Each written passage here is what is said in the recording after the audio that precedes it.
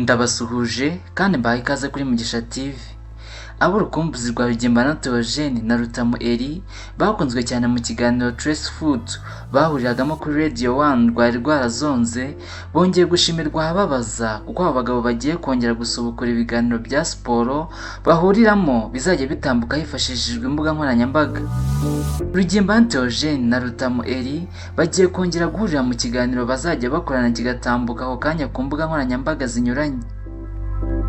Rugimbana yavuze ko iki gitekerezo bakigize nyuma yo kubona ubusabe bw'abakunzi babo benshi bakunze kubasaba ko bakongera gukora ibiganiro by'imikino.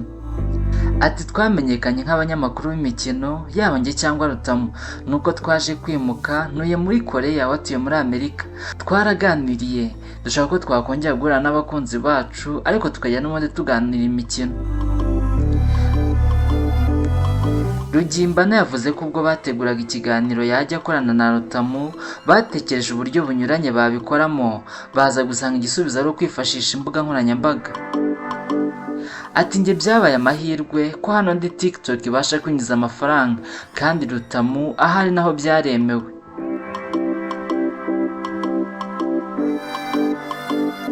Rugimbana yavuze ko iki kiganiro kizajya gitambuka buri munsi saa 9 z'amanywa z'i Kigali.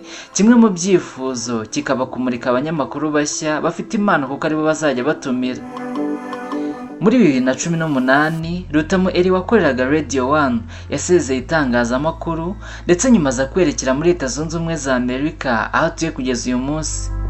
Nyuma ya Rutamu Elie bakoranaga ikiganiro Trace Food muri 2022, Rugimbana Theogene nawe yaje gusezera itangazamakuru yerekeza hanze y'u Rwanda, kuri ubu akaba ari kubarizwa muri Korea.